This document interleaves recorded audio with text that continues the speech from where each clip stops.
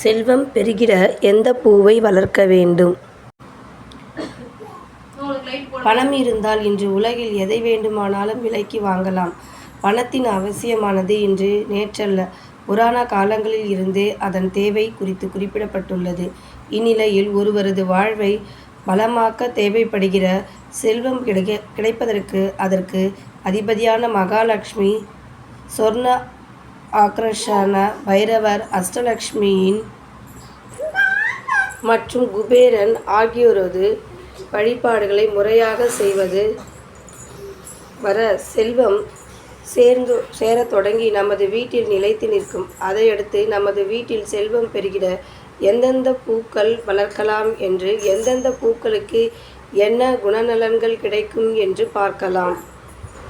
வீட்டில் அல்லிப்பூ செடி வளர்த்தால் செல்வம் பெருகும். தாமரைப்பூ செல்வம் பெருகும், அறிவு வளர்ச்சி பெறும்.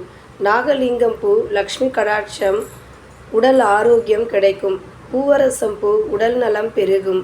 வாடாமல்லி மரணபயம் நீங்கும். மல்லிகை குடும்ப அமைதி. செம்பருத்தி நோயற்ற வாழ்வு கிடைத்து ஆன்ம பலம் பெருகும்.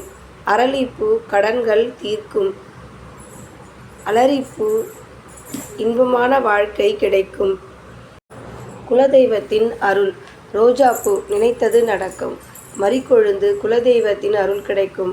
சம்பகி இடமாற்றம் கிடைக்கும். நந்தியாவாட்டை குழந்தை பாக்கியம் கிடைக்கும். வெள்ளை சங்குப்பூ சிவபூஜைக்கு சிறந்தது. நீல சங்குப்பூ விஷ்ணு பூஜைக்கு சிறந்தது. மனோரஞ்சிதம் குடும்ப ஒற்றுமை சிறக்கும்.